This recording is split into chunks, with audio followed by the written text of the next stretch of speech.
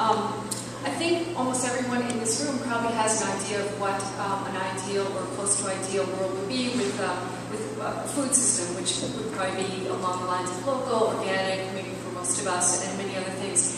But we might all be carrying a different idea, a different vision of this in our heads. So do we need to, is it best if we just sort of opportunistically pursue all the things that might be possible and what we think are good routes to go? Or is there a time where we should maybe collectively understand something? I wouldn't want to actually say a master plan, but something that's more of a cohesive, unified vision that we can pursue, because we can't maybe pursue all of it right away, and that would help us map out priorities. Or is it best to just let things kind of grow, pardon the expression, organically, and just kind of things will find their own level the way it might be appropriate for the particular strategy? It's two different things, or maybe they can happen together, but I'd love to hear some of your thoughts. They happen together, sorry. So we do need then a vision as well, and as well as all the little, opportunistic, innovative things. I mean, I actually think, if it's going to happen organically, great. That's the baseline, and we have to be more systematic and more aggressive. I mean, there's just so much urgency around some of these issues that I'm not willing personally to accept that it should just happen organically. And, getting back to something that was mentioned before, that we actually don't have much control over the food system. That might be true from sort of municipality perspective, but on an individual level, we actually have a lot of control. And if you think of the things that the city has been able to regulate, the calorie count, certain food safety issues, I'm not sure those would be the priorities that you would choose if you have this broader perspective. So I think we can affect a lot of this at the private sector level, city level, and elsewhere, but it requires a little more information, as you're saying, in some sort of roadmap. Do you have any examples where you've seen a roadmap created and enacted in an effective way? I mean, you mentioned the Food Policy Council, and I mean, I went to Toronto last year for the 20th anniversary of the Food Policy Council there, which is the first one instigated anywhere in the world. That is an absolutely fascinating story, because it illustrates perfectly the fact that, the relationship that we think of between informal, organic, or whatever evolution and legislation doesn't exist, and in fact that council came out of just a weird series. I mean, literally, a couple of people in the city hearing that Canada was about to legislate, to allow bovine growth, and they thought that was a bad thing, and they said the city ought to fight it. But in fact, they got so much publicity over it that it went nationwide. In fact, Canada banned them and went altogether. And this gave them the idea that maybe they could, one issue could translate up into, national government making a decision over something, showed the potential power of issues surrounding food.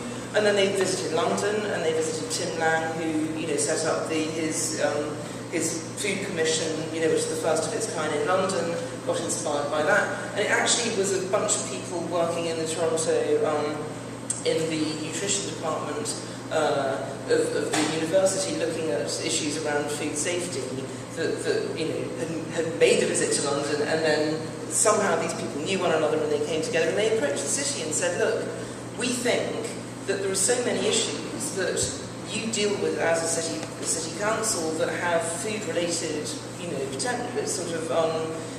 potential influence, that you need to pass everything that you do through a kind of filter to say what effect it's going to have on the food system. And they're all unelected, volunteers, effectively, but they became embedded, in the city council. And, it's had a series of profound implications, and I think it has changed many of the decisions that the city's taken. But on the other hand, it's still not really embedded. In other words, it's still informal, it's still volunteers, they're all now in their 60s and 70s, they're constantly thinking how we're going to keep this thing going. And you just think, everyone else, people in London look at it as if it's this kind of, you just hear that Toronto's got a Food Policy Council and you think, this is a wonderful thing, they're getting it right. When you actually get into the middle of it, it's just people trying to do the right thing. And I think this is, for me, a moment where we've got to, I agree with Brian completely, I think we've got to move beyond food being something that well-meaning volunteers do out of the goodness of their souls. And I find it very encouraging that, Adam, you're talking about really sort of stepping up this thing and getting it, properly embedded and getting information. And then, yes, absolutely, starting to make, policies on the basis of what effect it has through food, or using food as a medium. So, sorry, I don't know why I sort of... But, so the example is that, yes, Toronto did it, but actually it's not the example to follow. This stuff is still breaking ground, it's still new. We still have to understand, I think, how embedded food must become in our thinking at every level, including the political level. Well, I'm a planner, so I guess I can support the preparation of plans. Plans do matter, and we have to take a systematic view of food and to develop a comprehensive set of policies and look at those points of intervention. And some will be public and some will be private. A document like that can have the power to inspire and to organize, and can be a framework. One of the things about policy councils in the U.S. anyway is that they typically they don't have many powers. Yeah. It's an appointed, it's a kind of honorific thing. Yes.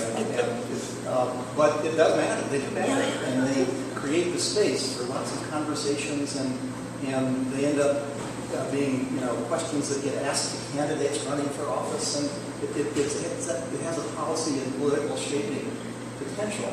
And so I think it'd be good for you to be something, a standalone document. Whether we call it a plan or not, it doesn't maybe matter, but something about food and the vision of food for the city. Can I ask a question? Yes. Yeah, so, this is not a direct segue from that, but what is a food sustainability goal for a city?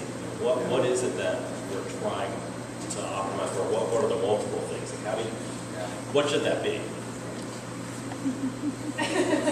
Great question. If you include in sustainability health goals, then I think you can create similar goals along the lines of every resident of the city being within 10 minutes walk of a park, being within 10 minutes walk of a farmer's market, CSA pickup point, greengrocer, other good food access point. Again, putting aside some of the ecological benefits of buying local in and of themselves, and I think for the most part, especially when people shop in season, it is the most energy efficient choice. But I think reducing food waste in the city, packaging and organic matter is a very clear sustainability goal. I would agree with that. I mean, there are some bolder sort of targets that one could set to be provocative. Cities, Burlington, for example, decided they were going to try to grow 10%, I think is the figure, of their food needs from local production. I don't know if that's possible. I don't know what the number is. We talk about the 100-mile diet. We organize a 100-mile Thanksgiving dinner every year in school.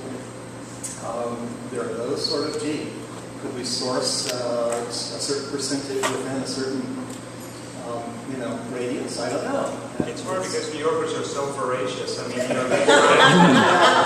gave that wine statistic. New York can easily drink all the wine tonight.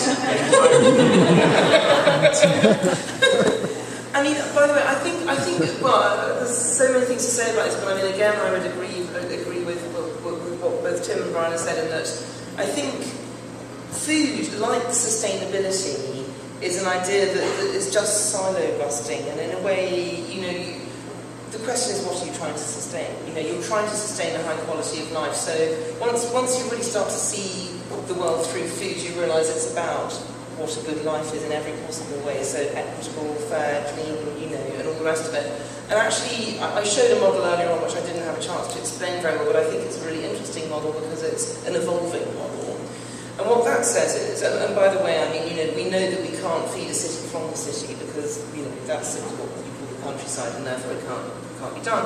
However, we do know that it makes more sense to grow certain things in a city than others. Just talking, in other words, it makes no sense to, for instance, sort of almost blindingly obviously, to try to grow wheat in a city. That would be daft. But clearly things like herbs and lettuces and so on and tomatoes does.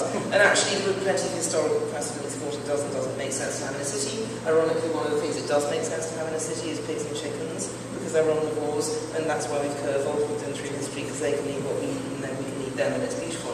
Especially done with some delicious roast potatoes. Anyway, if you happen to be an omnivore like I am, and for the dilemmas like I also am. But So I think again I would say that it's somebody said earlier on today, I think it was Tom actually said it's about achieving a kind of equilibrium, but then aiming constantly to improve it. So the model that I described earlier on says, okay, what is London? It's a sort of series of concentric circles, and it says, what is London consuming now in terms of food? How much is grown in the city? How much is grown in the suburbs? How much is grown in the southeast of England? How much is grown in Europe? How much comes from the rest of the world?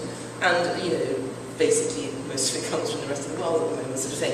And it's saying, okay, where could we be in 5 years? Where could we be in 10 years? And what do we have to do to sort of expand those, the local and the regional, in sort of to privilege those over and above, the flying beans in from Kenya thing. And that's when it gets interesting, because that's when it gets to do with changing perceptions, sort of actually, I spoke earlier on about, the idea of urban acupuncture, which is, a term that Jaime used about, some of the interventions he was making in Curitiba. Basically you can sort of say, well, what is making people make these food choices, and can we generate, an interest in people by educating them about what the effects of eating in a particular way to make them value local, seasonal, more. So I think it's that kind of policy that recognises that, it's not just about food production, it's actually about food culture. It's the first time I've mentioned that word today, and I normally go on and on and on. I mean, it's about the food culture, and, we in industrialised nations have a sort of food culture which essentially has divorced us from the realities of food, for 150 years. And I think, we're entering a phase now where actually there's an interest in hunger. Somebody said earlier on today, butchery's cool again, and actually there's an interest, there's a hunger for that kind of proximity to food as well. So I think there's amazing potential to sort of just shift the perception of our relationship with food, and I think that's got to be at the heart of any food-related program. Yeah, I think there's the potential for that. I've been in local government for about 14 years now. One of the most inane complaints I've heard is someone who lived near a coffee roaster in Brooklyn who was complaining that every morning they woke up to the smell of fresh roasted coffee beans. And how could we shut down this coffee roaster? This is not when I was working for the city government, I was working for state government at the time. So the interest, and I'm actually a long-time subscriber of Edible Brooklyn, Edible Manhattan, and a fan of a lot of the efforts. Does that translate to necessarily wanting a butcher on my block, or as we move the stockyards off of our waterfront?